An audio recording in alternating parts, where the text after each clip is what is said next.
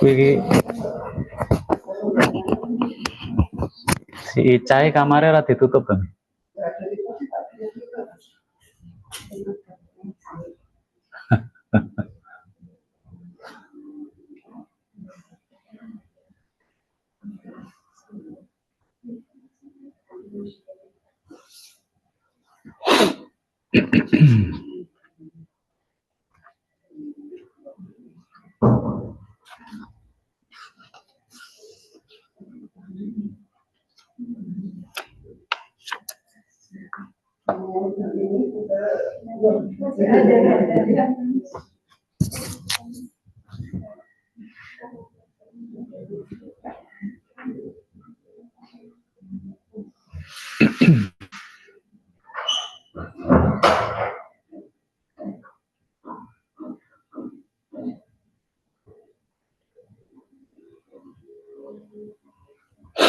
Assalamualaikum warahmatullahi wabarakatuh. Alhamdulillah wa syukrulillah wa la hawla wa la quwwata illa billah.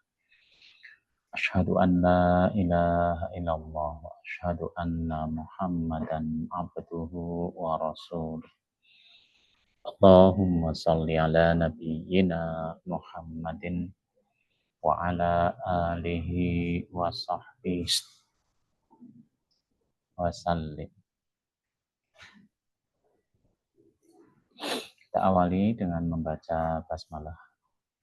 Bismillahirrahmanirrahim. Kita lanjutkan kajian sirah dari buku kelengkapan tarikh Nabi Muhammad SAW jilid 1 yang ditulis oleh Kiai Haji Munawar Khalil. Pagi ini kita memasuki bab yaitu sifat dan bentuk fisik ya, Nabi Muhammad SAW. Sebenarnya yang paling lengkap itu ada di dalam kitab Asy-Syama'il Muhammadiyah yang ditulis oleh Imam At-Tirmidzi. Dalam kitab Asy-Syama'il Muhammadiyah itu di sana disebutkan ya, ciri fisik Rasulullah SAW ya dalam banyak hal.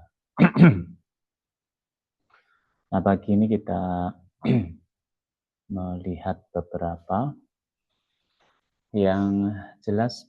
Pertama bahwa apa yang menjadi ciri fisik Rasulullah SAW itu hukumnya tidak wajib untuk kita sama dengan beliau. Ya. Hukumnya tidak wajib. Nah, sehingga tidak bisa kita kemudian memaksa ya, diri kita dan orang lain harus sama persis ya, seperti penampilan fisik Rasulullah SAW. Itu yang pertama. Yang kedua, ada hal-hal yang kemudian jadi kaidah hukum. Nah, itu silahkan ya, apakah kemudian hukumnya jadi wajib diikuti ya. Ada yang mengatakan wajib, ada yang mengatakan mubah. Misalkan Rasulullah SAW itu jubahnya di atas mata kaki. Ya, nah itu terus ada yang menganggap itu harus. Ya, tapi mayoritas ulama ya enggak harus. Ya. Nah sehingga ada perbedaan dalam masalah itu.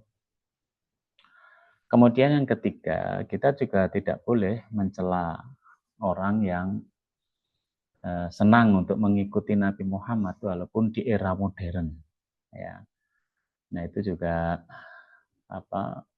ya kita nggak boleh menyalahkan atau mencibir ya kalau ada orang-orang yang kemudian membaca bagaimana sifat fisik Rasulullah SAW terus dia mengikuti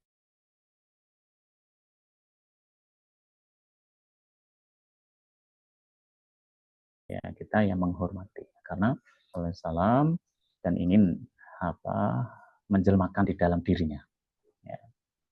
Nah itu catatan-catatannya ya. Jadi tidak usah saling mencibir, ya tidak usah saling mencibir, apalagi menghakimi.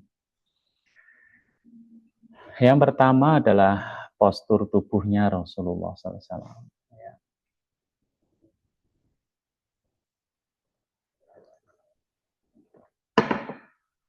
Nah kalau kita bicara postur tubuhnya Rasulullah SAW, ya ini nggak bisa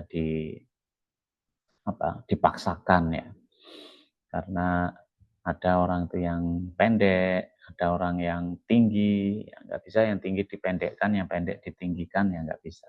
Ya. Karena Rasulullah Sallallahu Alaihi Wasallam laisa bitawil albain. Nah, jadi tubuh Rasulullah Sallallahu Alaihi Wasallam itu ya tingginya sedang. Ya. Tinggi sedang ini ya relatif ya kalau sedang ya, nggak dikatakan berapa sentimeter itu enggak. Tinggi beliau sedang dan tentunya kata-kata sedang itu adalah sedang untuk ukuran Arab. Ya. Bukan bangsa lain, ya, nanti sedangnya bangsa lain beda. Misalkan di Afrika itu ada orang yang sangat tinggi, suku apa itu ya, yang suka lompat-lompat itu. Orangnya tinggi, nah sedangnya dia ya tinggi. Ya. Tapi ada juga suku di Rwanda itu yang pendek-pendek, orangnya pendek. Ya, nah itu sedangnya ya berarti pendek. Ya. Nah, sedangkan Rasulullah SAW ya tinggalnya di Arab, ya sedangnya ya sedangnya orang Arab. Wala bil qasir, ya beliau itu enggak terlalu pendek. Walaisa bil abyad, ya berarti ini maksudnya ini laisa bitawil albain wala bil qasir, ya. Beliau itu tidak terlalu tinggi ya tidak terlalu pendek. Jadi ukurannya sedang gitu ya. Walaisa bil abyad, ya. Al amhaq. Beliau itu kulitnya tidak terlalu putih dan tidak terlalu coklat. Ya, enggak putih, enggak coklat juga enggak. Nanti hadis lain menyebutkan bahwa kulitnya Rasulullah SAW itu kemerah-merahan. Ya. Wala bil adam, wala bil ja'di. Ya. Jadi rambutnya itu berombak, ya, bergelombang. Ya, kemudian wala bil ja'di al qatat wala bis sabit. Ya. Rambutnya itu bergelombang, tidak keriting dan tidak lurus. Ya. Ini ada bayangkan sendiri aja ya. Tapi nggak usah digambar ya.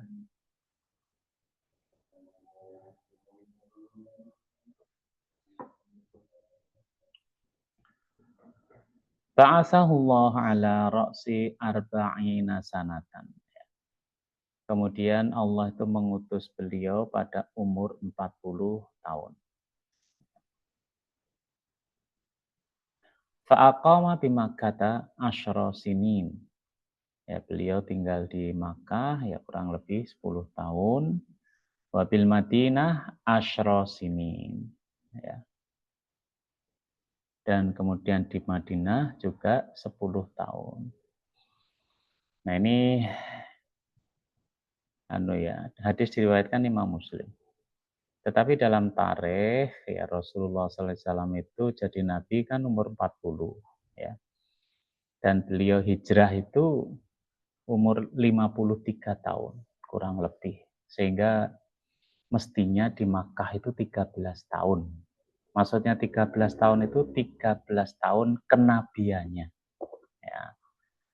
Kalau tinggal di Mekah sejak lahir 53 tahun. Ya, jadi beliau di Makkah itu 53 tahun, nah kemudian di Madinah kurang lebih 10 tahun. Kata-kata kurang lebih ini karena Rasulullah SAW wafat itu tahun 11 Hijriah. Nah, jadi kalau dihitung 11 tahun ya bisa juga ya. Tapi kan wafat beliau yang populer itu bulan Rabiul Awal. Ya, jadi dari Muharram, Safar, Rabiul Awal, bulan ketiga. Bulan ketiga di tahun 11 Hijriah. Ya, jadi ya para ahli sejarah ngitungnya ya di Madinah 10 tahun, di Mekah 13 tahun. Jadi 23 tahun Rasulullah SAW itu mengemban risalah beliau. Ya. Walaisa fi ra'sihi ya. Walihyatihi ya.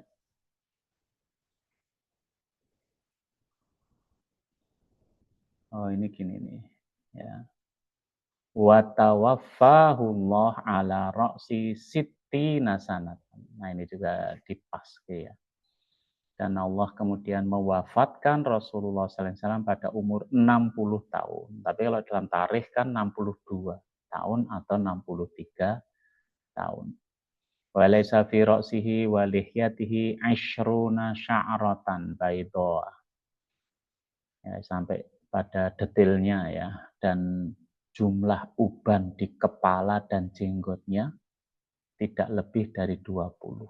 Wah, jadi coba sahabat tuh ngitung ubannya. Itu ketika wafat beliau.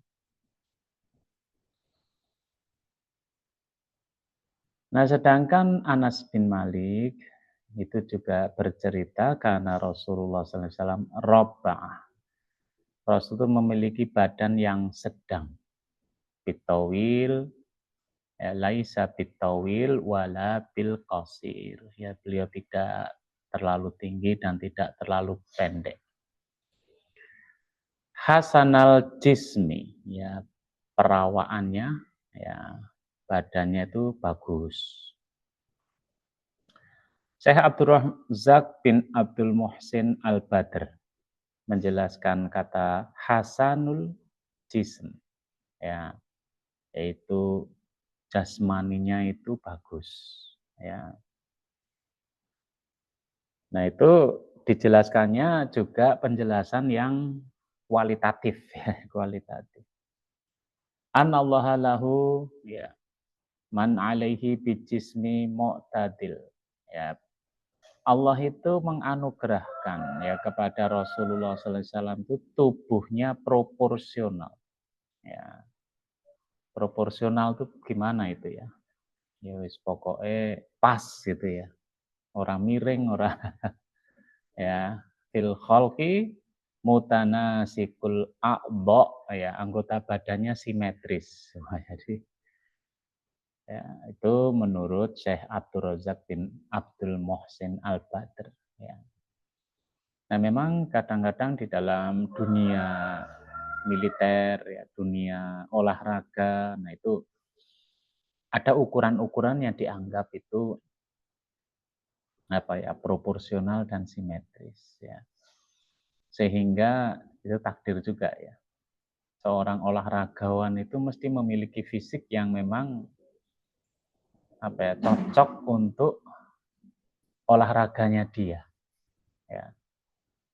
Jadi kalau orang bentuk fisiknya gini yaitu biasanya kurang kuat ya, termasuk kulit ya. Kulit hitam itu termasuk orang yang kalau secara teori kuat, tulangnya padat ya, yang kulitnya hitam. Artinya apa? Biasanya orang Afrika ya. Makanya olahraga di Amerika, orang Amerika kan rasis ya. Sampai Muhammad Ali itu menang Olimpiade dibuang medali emasnya. Dia mengharumkan Amerika dengan tinju. Ketika dia naik bis, suruh di belakang. Nah, karena kulit hitam. Maka dia turun, buang itu medalinya. Ya. Nah, itu kulit hitam itu yang dominan dalam olahraga di barat. Ya, apalagi olahraga fisik ya, tinju. Ya, kemudian lari dan lain-lain.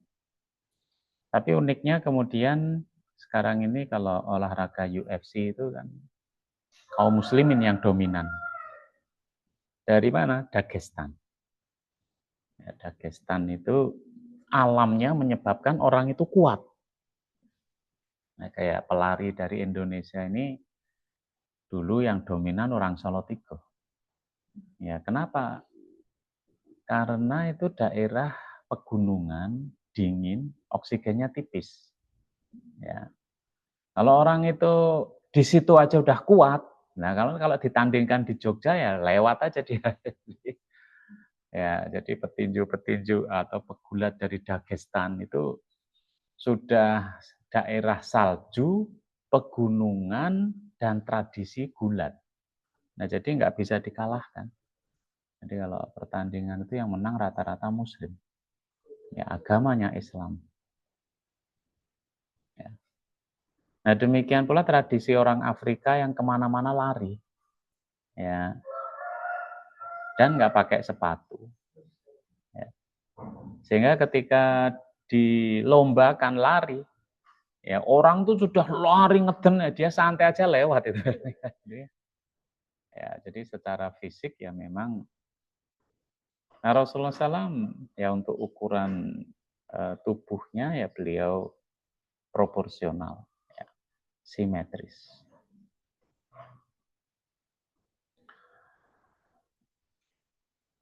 Karena Rasulullah SAW rajulan marbu'an, ya berperawakan sedang. Ba'ida ma bainal mankibain. Ya. Nah, kemudian apa ini?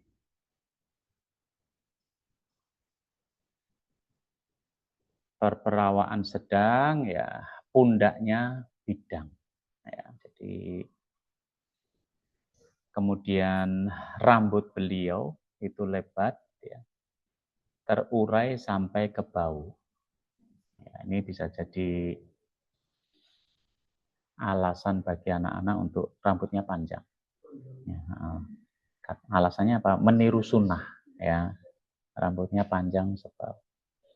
Tapi jawaban kita kalau sunnah itu banyak, bukan hanya rambut tok. Ya, jadi di antara sunnah Nabi itu hafal Quran, ya. Jadi sentiru rambut tok ya panjang sebau. Hingga sampai kedua cuping telinganya, ya, rambutnya ya, terurai ke bau sampai cuping telinganya. Suatu saat ya Rasulullah SAW itu memakai baju yang berwarna merah. Ya. Hullatun hamraun. Ya, jadi pakai baju warna merah. Ma ra'aitu syai'an qattun ahsana minhu. Tidak ada orang yang lebih tampan ya dari Rasulullah SAW. Nah, jadi memang para nabi Rasul itu orangnya ya bagus-bagus. Ya. Dilengkapi oleh Allah Subhanahu wa taala fisik yang baik. Sehingga kalau orang itu mau menolak kenabiannya itu artinya panjang orang bebal gitu ya. Karena udah dibebani, dibekali macam-macam, mulai dari nasabnya juga jelas, ya kan. Kemudian parasnya juga tampan. Jadi orang itu harusnya nggak usah banyak tanya, ikut, nah gitu kan. Ya, tapi ya nggak semudah itu. Nah kalau kita perawaannya nggak jelas, itu kan, nasabnya nggak jelas, ya kan. Kemudian tampan juga enggak. Nah itu banyak orang yang menerima ya alhamdulillah.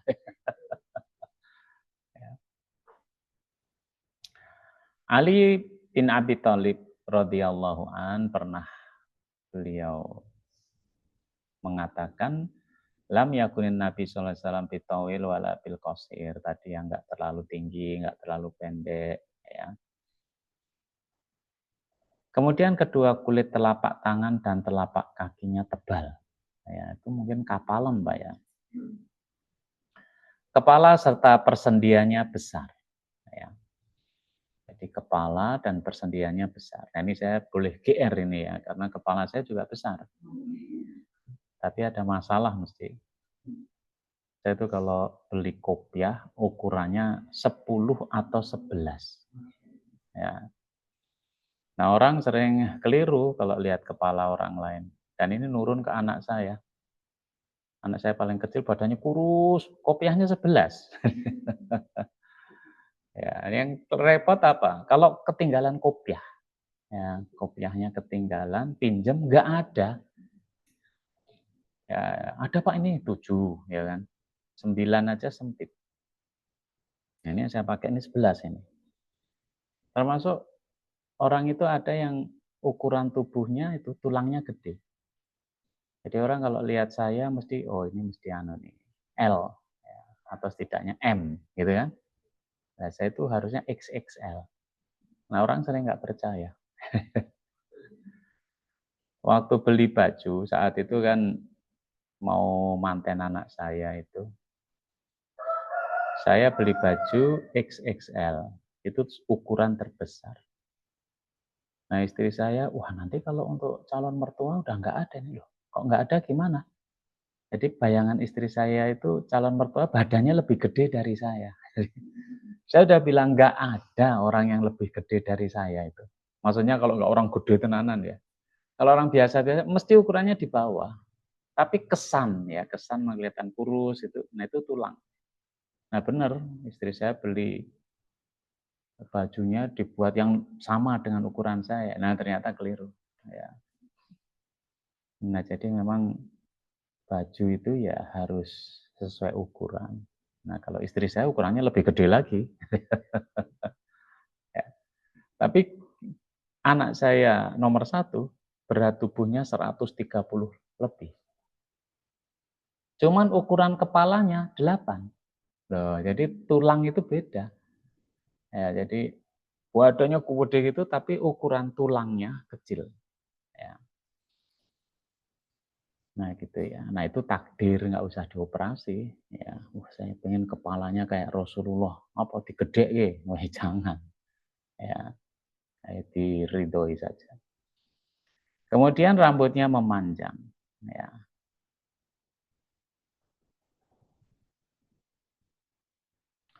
Jadi dada beliau itu ada rambutnya, itu khas Arab ya, itu ya takdir juga. Yang nggak ada nggak usah maksa-maksa dikai rambut ya. Ya dari dada sampai ke pusarnya. Ya. Kalau idza massa, kalau beliau berjalan, ya. Nah ini ya, takaffu ka'annama yanhattu min sobab. Ya. Jadi kalau beliau berjalan itu seolah-olah sedang berjalan menuruni tangga. Berarti gimana?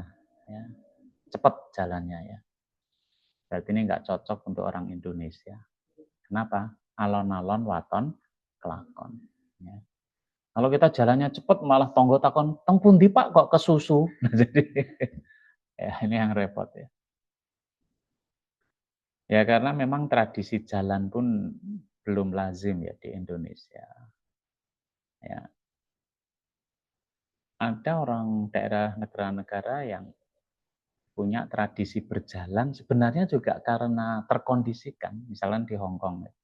Kan hampir-hampir orang nggak punya kendaraan pribadi, adanya kendaraan publik. Ya. Nah kalau mau kendaraan publik, misalkan saya mau naik bis, ya harus di depan Ambar Rukmo. Berarti jalan dulu tuh sampai Ambar Rukmo.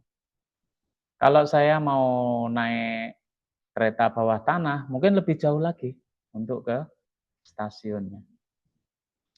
Dari situlah ada tradisi berjalan. Ya. Kalau di Belanda kan tradisi naik sepeda. Sehingga katanya yang saya baca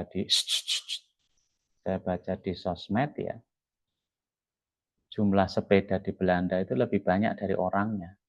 Jadi kalau itu sudah jadi tradisi ya ternyata ya nggak apa-apa itu. Nah gitu ya. Nah kalau kita pulang dari tempat-tempat kayak gitu tuh kayak punya tekad niat ya. nanti kalau saya di Indonesia, saya akan berjalan. Nah itu kan. Nanti dari rumah saya ke depan itu kalau jalan ketemu tetangga, kok namung melampah Pak. Jadi malah repot. Ya kan. Akhirnya kemana-mana naik motor, cuman ke situ aja. Ya itu jadi nggak sehatnya di situ. Ya apalagi suruh jalan cepat. Ya, ada pepatah aton-aton alon-alon waton kelakon. Anak-anak itu kalau lari itu sama ibunya, hati-hati naik tiba gitu kan. Jadi kon alon-alon. Ya. Ya, kalau kita baca hadis ini ya kita mencoba untuk apa ya, menirulah, senang dengan Rasulullah SAW. Ya, kalau jalan ya latihan. Kita koncone, kok kesusu? Kayak Rasulullah gitu ya. Malah keliru ya. Nah rambut Rasulullah SAW itu ya lahu sya'run yadribu mangkibaihi.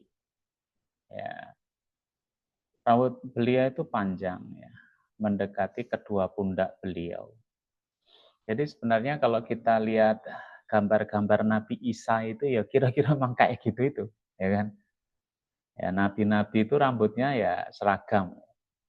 Mungkin kalau ada seragam nabi itu ya nabi itu di seragam itu ya podo gitu ya, kaosnya podo ya. Karena sifat fisiknya mirip-mirip ya. Dan juga lam yakun fil qasir wala bitawil, ya enggak panjang dan tidak pendek. Ya sebau. Itu rambutnya Nabi. Kalau kulitnya Nabi walaisa bil abyad al amhaq wala bil adam. Ya, tidak terlalu putih dan tidak coklat. Ya. Kembali Syekh Abdul Razak bin Abdul Muhsin Al-Badr yang menjelaskan kulit beliau itu tidak sangat putih dan tidak coklat. Akan tetapi kulit beliau itu musyrabu bihumra, yaitu kemerah-merah. Ya, kulit beliau kemerah-merah. Sama Nabi Isa itu kalau Rasul cerita juga gitu. Ya kulit beliau apa? Kemerah-merahan. Padahal Nabi Isa kan keturunan Ishak, ya Bani Israel. Ya tinggalnya di Palestina. Kalau Rasulullah SAW ya, keturunan Ismail, ya tinggalnya di Makkah. Tapi kulitnya sama, ya karena Nabi. Ya. Rambutnya Nabi Isa sama juga sebau. Ya kan? Malah kata Rasul kalau beliau tunding bluk kemudian diangkat itu rambutnya Nabi Isa itu seperti mutiara yang berjatuhan. Ya. Nah kalau kita diangkat ini tumone dot gogrok.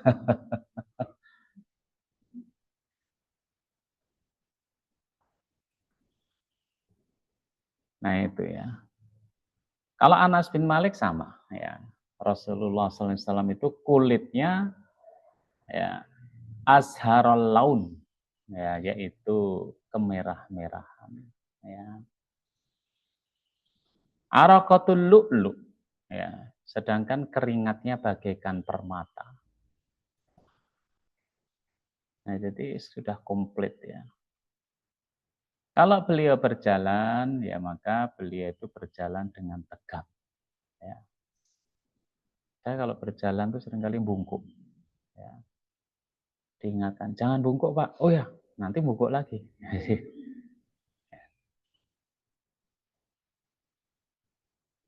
Kalau tadi tebal telapak tangan beliau, tetapi tebalnya beliau itu kalau menurut Anas bin Malik ya, beliau mengatakan tidaklah saya menyentuh kain sutra atau kain wol yang lebih halus dari telapak tangan beliau. Nah, ini juga jangan dipaksa. Karena Rasul itu ya ketika sampai di Kuba misalnya, beliau yang ngangkat batu. Artinya mestinya ya kakinya kapalan, tangannya juga kapal. Bangun Masjid Madinah Nabawi, beliau juga bangun. Ya, perang, beliau juga bawa pedang. Artinya mestinya tangannya kapal. Nah, tetapi kapalnya itu kalau menurut Anas ya selembut sutra. Ya, ini nggak bisa ditiru. Nah, kalau rezim Pol Pot itu, ya Pol Pot itu di Kamboja ya, itu dia itu kuliahnya di Perancis, ya belajar komunis di sana. Prakteknya ketika dia pulang ke Kamboja, orang yang tangannya halus itu dibantai sama dia. Ya, jadi kalau komunis itu kan membenturkan antara kelompok borjuis dan proletar. Ya, kalau pahlawan namanya proletar. Ya, itu sudah nggak manusiawi. Ya, orang kok dibenturkan antar kelompok. Tetapi kemudian dia ingin kelompok manusia itu satu ras, itu ya nggak benar. Makanya kalau ada kelompok-kelompok pengen bikin rumah sakit satu kelas, nah itu ya udah bener, ya kan? Wong kelasnya beda-beda, sing iso bayar karo sing ra iso, ya kan? Dan kadang-kadang yang bisa bayar itu bisa untuk subsidi yang nggak kuat bayar, ya, kok dipadake. Ya gitu ya. Kalau dalam Islam yang penting itu hubungan keduanya. Tidak kemudian borjuis itu dianggap musuh, dibunuh, ya. Nah, yang bingung itu komunis kalau sudah berkuasa. Padahal lawannya kan borjuis. Nah, sekarang dia jadi penguasa, tetap proletar atau borjuis, gitu kan? Ya. Dan Anas bin Malik juga cerita, ya beliau itu wala syamimtu raihatan qattu. Ya, saya itu nggak pernah mencium minyak wangi min raihatihi miskah, ya dari minyak misik. Saya sih nggak ngerti ya minyak misik itu wanginya kayak ngopo ya. Yang lebih wangi ya dari wanginya Rasulullah. Nah, jadi jane wis komplit. Oh, ki wong apik, ambune wangi, wonge bagus, resik, sopan, wis tak melu wae. Gampangane kan gitu ya. Ya, jadi ya memang orang tuh kalau menjalankan Islam itu apa ya, karakter fisiknya mesti beda. Ya, kadang-kadang itu bisa terasa oleh kita ya. Oh, ki wajah muslim, ki wajah non muslim. Apalagi orang muslim sering wudhu sama non muslim kan nggak pernah wudhu. Ya, itu juga sekilas itu ono rasane beda. Ya, ini orang yang sering wudhu, ini enggak wudhu ya. Tapi kalau dibanding Rasulullah SAW ya beda. Beliau wangi. Ya, walaupun sunnah kita juga pakai wangi-wangian. Cuman wangi-wangian perempuan sama laki-laki berbeda. Ya. Kalau perempuan itu kayak Anda ini bujang ya ke kampus, tidak perlu terlalu semerbak. Ya, nanti Anda pulang ke kos ditutke wong seket, wong lanang ya. Jadi jangan terlalu semerbak. Ya, kalau laki-laki ya nggak apa-apa semerbak. Tetapi nanti kalau Anda sudah menikah, nah Anda menyesuaikan ketika di rumah ini ya, minyak wangi atau wewangian itu sesuai selera suami Anda. Ya, bisa dipahami ya. Jangan kemudian, wus ngene wae. Nah, nggak bisa. Tapi bisa jadi Anda pakai minyak wangi mawar, suami nggak cocok. Melati nggak cocok. Nggak cocoknya apa mas? Aku ki keringetmu wewe seneng. Ya sudah, malah ngirit ya kan. Tapi kembali apa itu? Yaitu sesuai selera suami. Tapi ada PR itu. Apa? Bagaimana Anda mengetahui selera suami? Itu PR-nya juga. Karena kalau aliran kebatinan nggak mungkin, ya kan? Ya, ora tahu ngomong, ora tahu apa. Oh, iki. Nah, itu ya nggak mungkin. Demikian pula ya sebaliknya. Anda itu pengen wangi apa untuk pada suami. Kalau Anda batin saja kemudian dalam hati mengatakan, harusnya dia tahu dong. Lah, kamu pernah ngomong nggak? Nggak pernah. Wah, nek suamimu ngerti malah medeni, ya kan? Nggak ada orang yang tahu dalam hati orang lain. Ya. Nah, kemudian Anas itu juga mengatakan ini dalam malah dikuatkan Bukhari Muslim ya. Karena ajwadan nas wa ajmalan nas wa asja'an nas. Ya Rasul itu orang yang paling dermawan, paling tampan dan paling pemberani. Oh, jadi komplit itu. Jadi orang kayak Rasul itu ya halus gitu ya. Tapi kalau perang, suasana berkecamuk, mengerikan, Rasul itu ada di depan. Ya, itu aja beliau nggak pernah membunuh musuhnya di depan. Kecuali perang Uhud.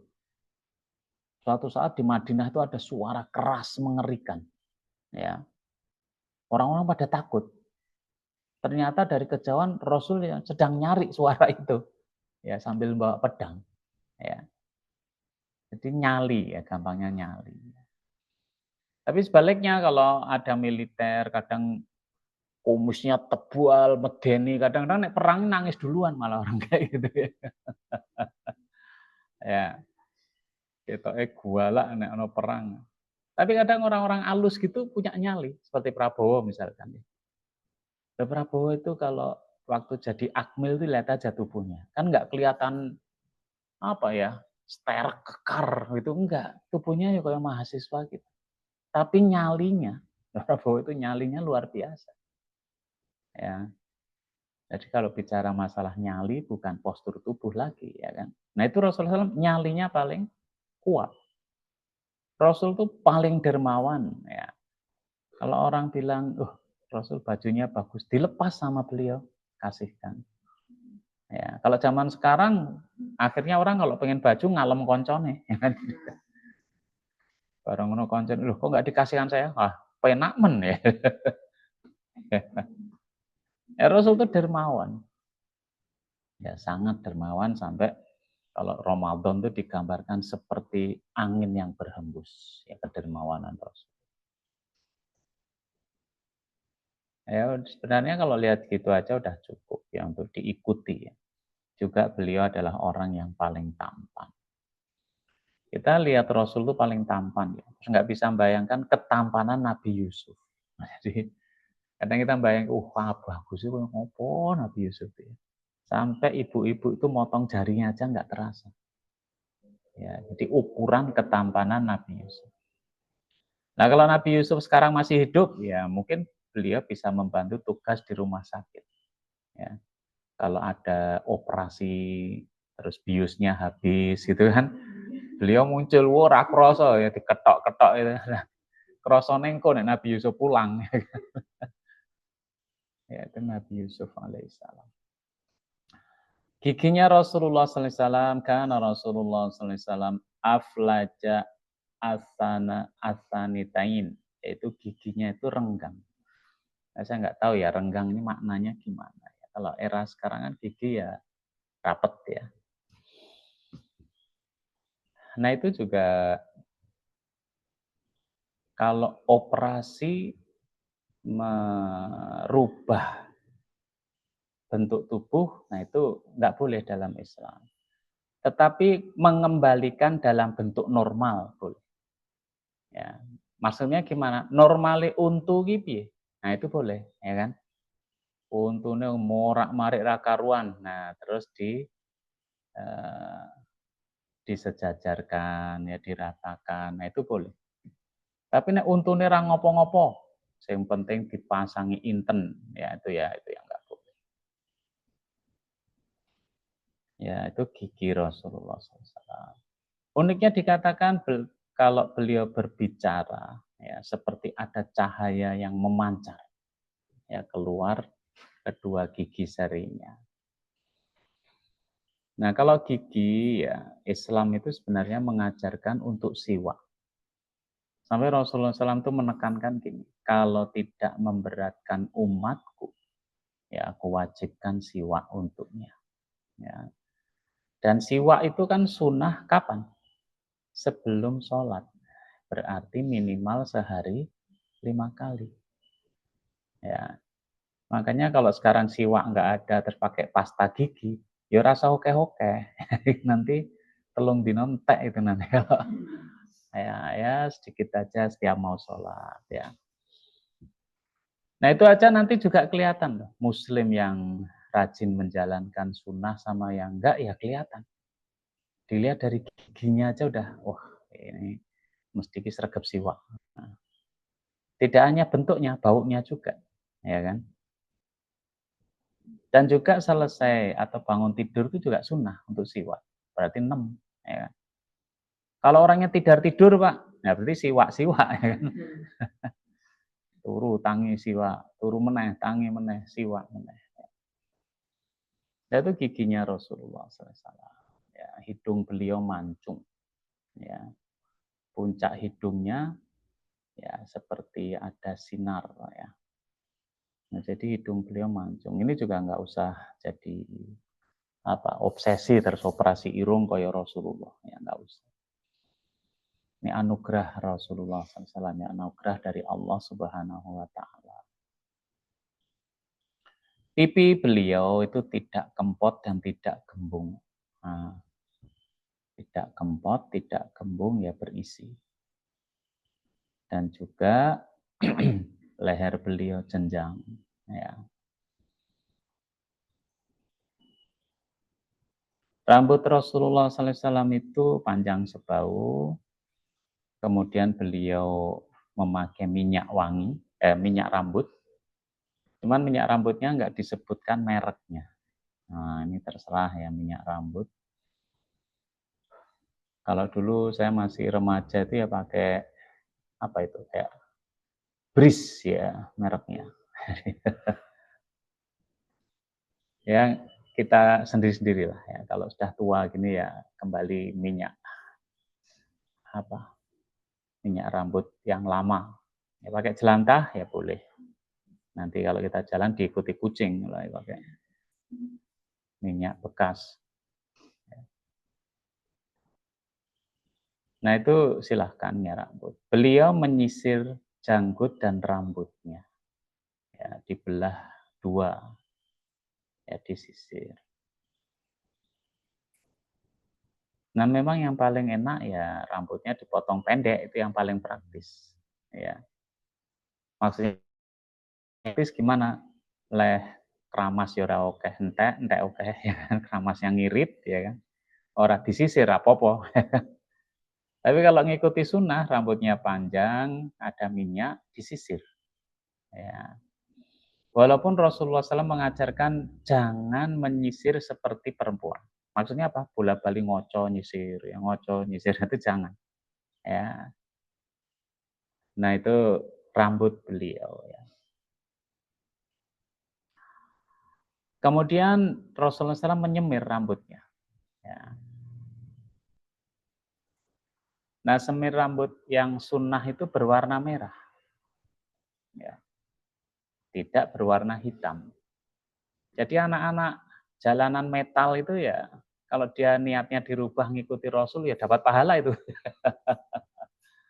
Ya diwarnai merah. Ya.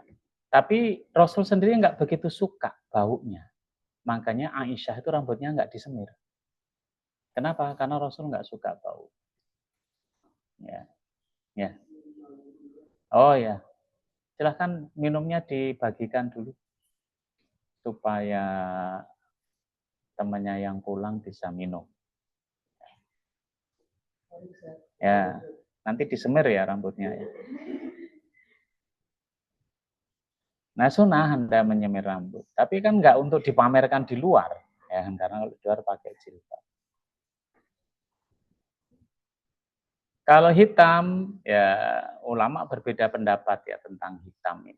Apakah haram, apakah makruh, ya, karena ada hadis yang dihubungkan dengan perang.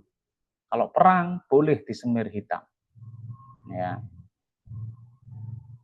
Nah, orang-orang salon itu ngerti kalau hitam itu nggak boleh.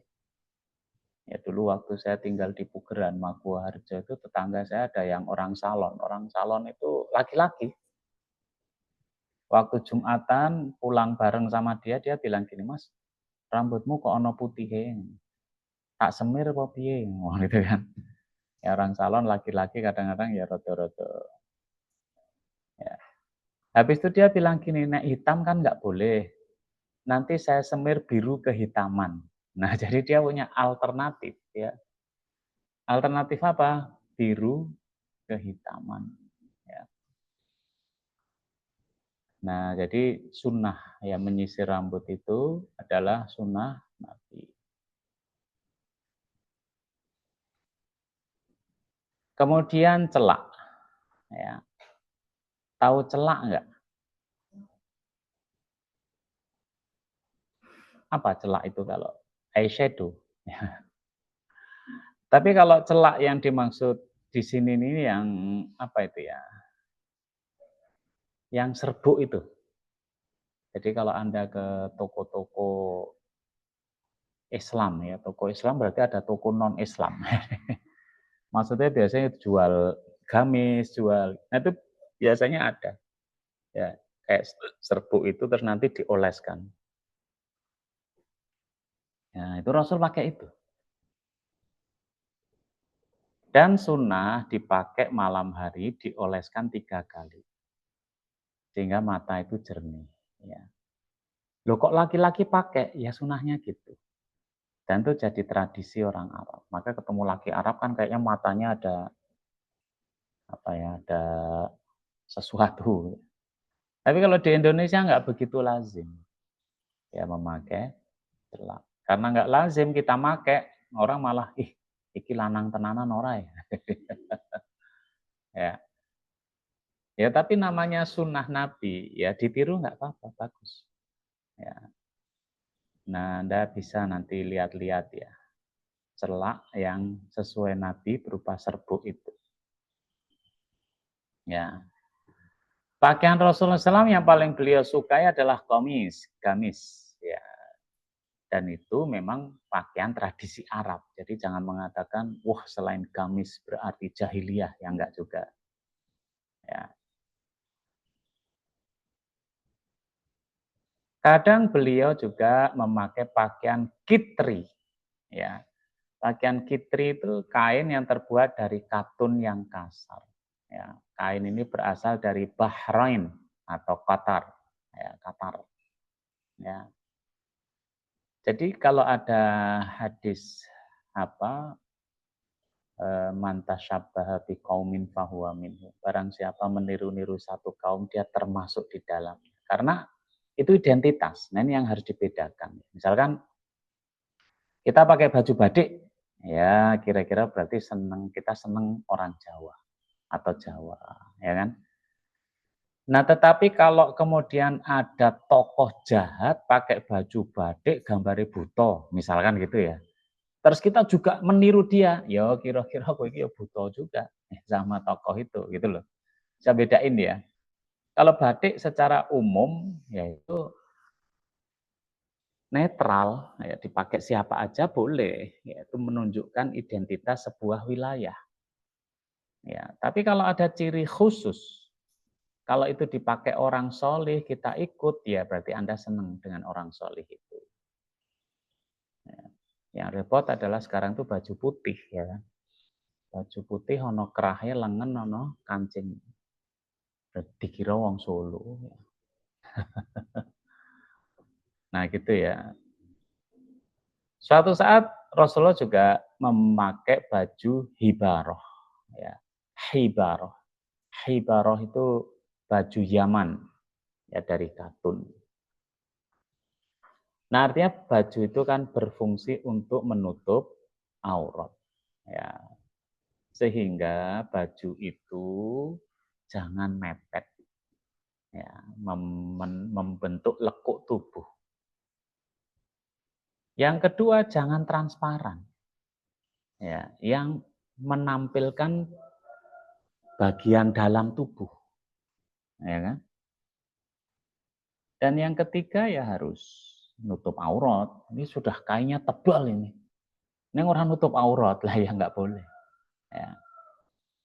Yang keempat, dia bukan baju untuk kesombongan. Ya, seolah-olah kalau kita pakai baju itu udah beda dengan orang lain. Nah, itu nggak boleh. Sorry ya, nggak sama statusnya. Ya. Nah orang-orang sekarang kadang-kadang kebanggaan itu dengan baju-baju yang dianggap branded atau ngikuti mode. Ya, nah Anda nggak usah ikut-ikutan. Kalau punya nggak apa-apa, cuman jangan merasa bangga terus nek kelambi ini mereknya apa, ya kan nggak usah. Orang yang ngikutin mode baju itu saja, ya itu nek nentukan asli atau enggak ya rumit. Ya, dulu saya punya teman yang suka pakai baju branded gitu, saya tanya, bedane apa? Ya didelok kerahe, delok lah kan angel, ya kan? Sementara baju biasa saja nggak usah branded, asal pas, rapi, itu ya bagus. Ya, dari kejauhan ya apik. Ya gitu ya. Jadi nggak usah pakai baju yang identik dengan kesombongan. Seolah-olah kita tuh beda dengan yang lain. Itu nggak boleh. Nah maka Rasulullah SAW baju ya bermacam-macam. Ya.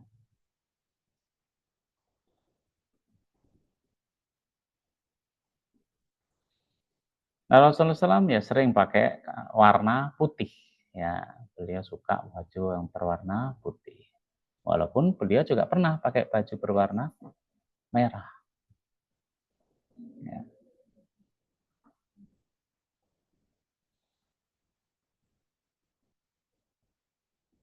Nah itu Rasulullah SAW.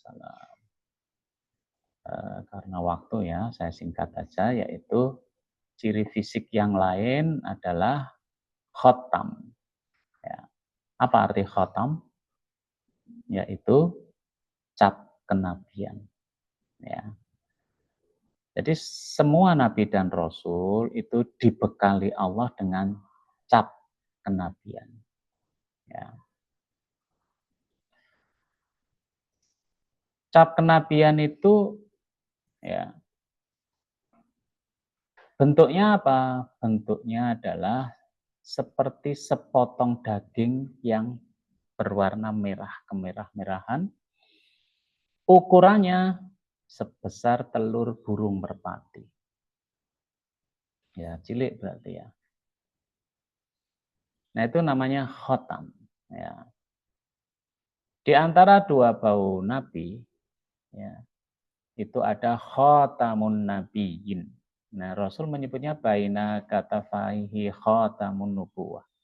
Di antara kedua bau para nabi itu terdapat khotmun nubuwah atau khotmun nabiyyin, yaitu cap kenabian. Nah, coba, nabi itu sudah dicap, kok ya diingkari. Ya.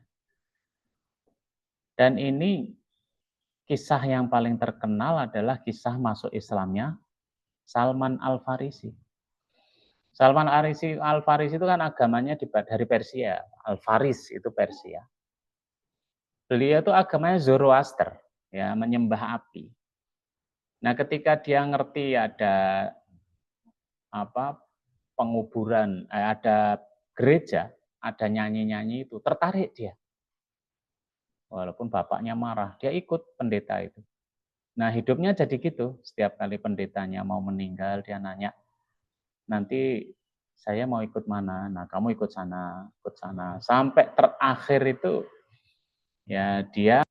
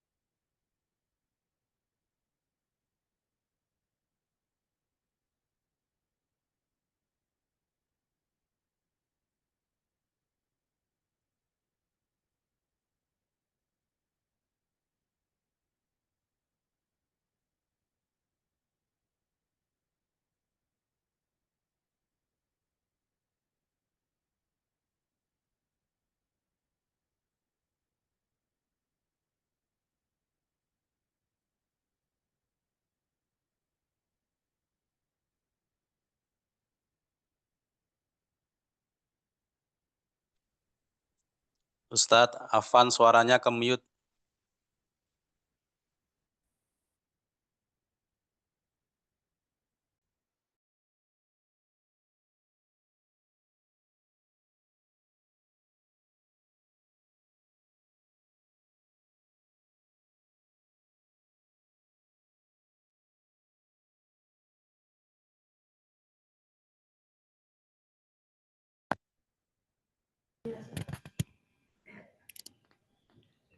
Ya, mic-nya yang ke-mute ya.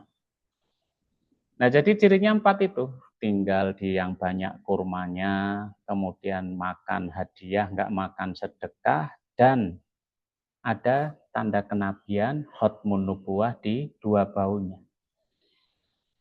Nah, Salman ini tinggal ramah di situ, di Palestina.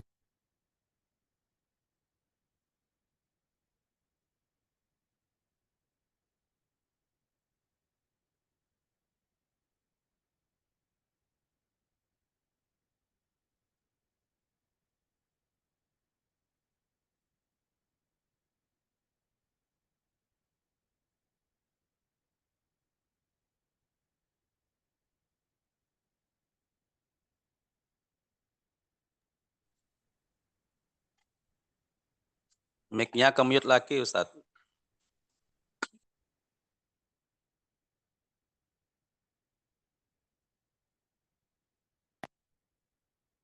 Ini kayaknya baterainya habis.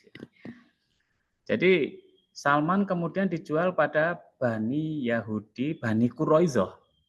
Ya, Bani Quraizoh tinggalnya di Madinah di sebelah selatan. Ya. Nah, makanya dibawa ke sana. Nah, sampai di sana Salman dibeli oleh keponakan dari orang itu. Dan dijadikan pemetik kurma. Ini baterainya habis ya. Sebagai pemetik kurma, ya Salman ya. Nah, suatu saat ponakannya datang bilang sama itu ya dengan mengatakan semoga Allah memerangi Bani Qailah. Demi Allah mereka sekarang berkumpul di Kuba mengelilingi seorang lelaki yang datang dari Makkah dan dia mengaku seorang. Coba yang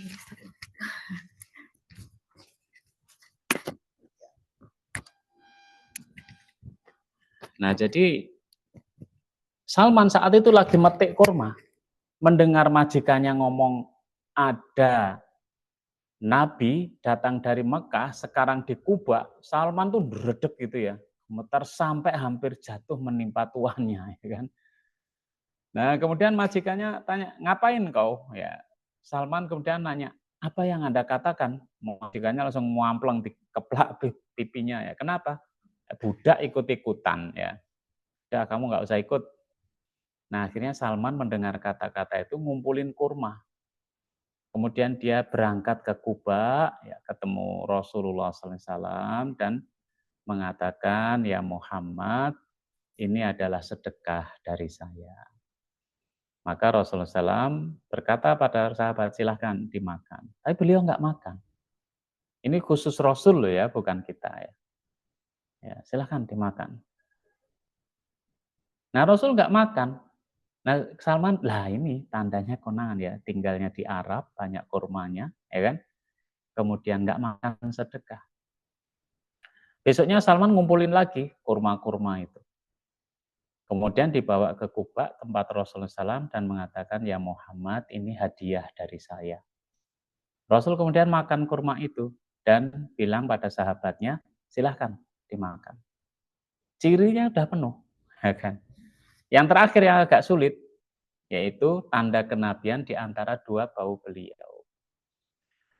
Ketika Rasulullah SAW sedang takziah di Baqi' Gharqad, ya, beliau itu pakai 2 kain, artinya baju sama selempang gini ya. Ya enggak selempang ya, 2 kain ya, baju dalam sama baju luar.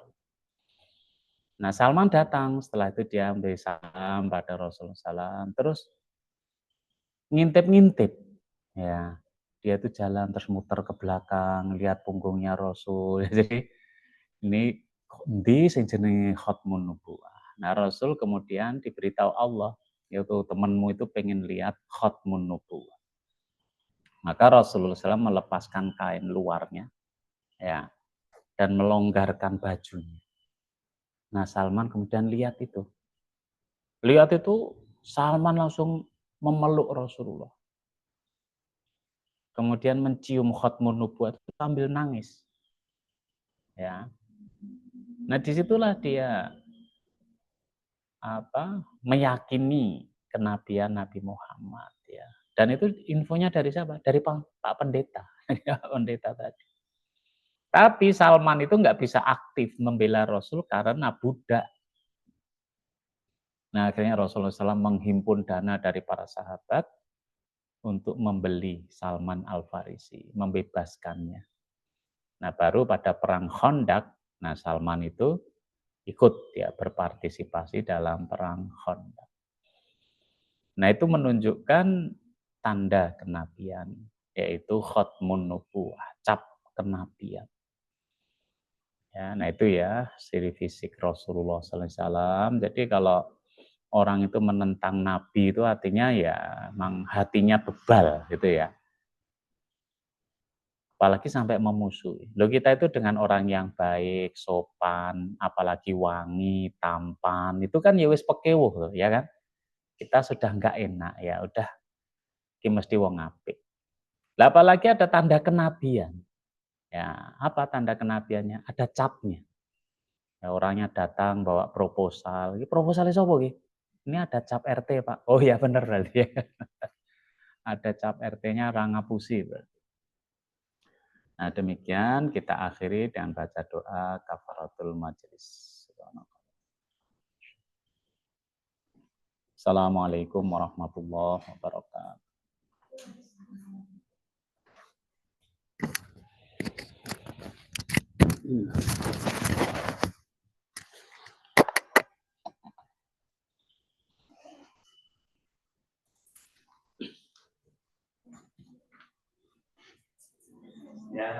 Ya bisa Ibu.